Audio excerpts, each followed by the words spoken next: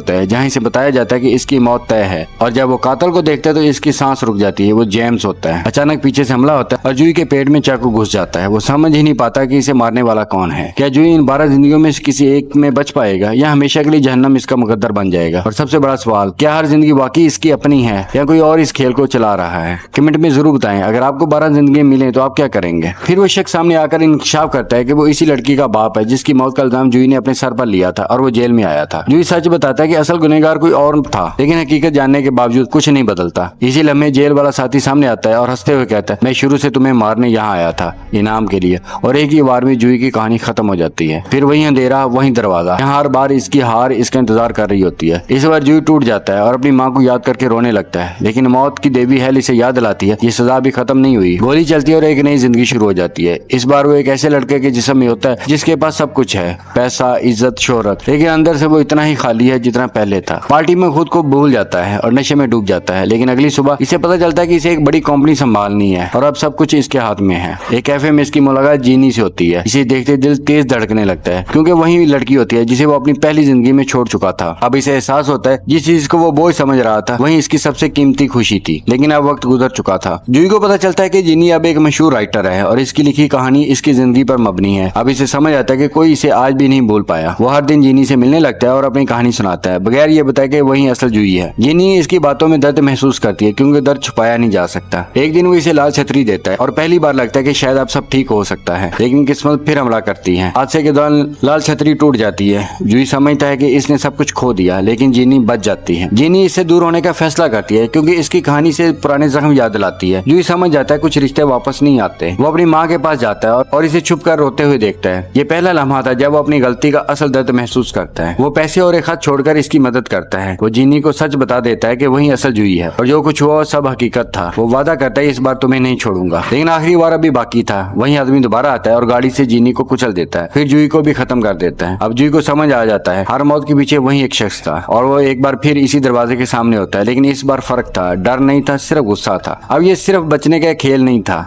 यह बदला लेने की शुरुआत थी। वो गुस्से में मौत की देवी हेल पर ही गोली चला देता है, जैसे वो इस पूरे निजाम को खत्म करना चाहता हो। और इसी के साथ ये कहानी खत्म हो जाती है, लेकिन एक नए इंतकाम की शुरुआत हो जाती है। अगर तुम्हें लगता है कि जूही को अब वाकई सच मिलना चाहिए, उम्मीद है आज की कहानी आपको पसंद आई होगी। इसके नेक्स्ट पार्ट के लिए आप कमेंट में लिखें पार्ट 2। मजीद अच्छी मूवीज के लिए आप हमारे चैनल को सब्सक्राइब करें।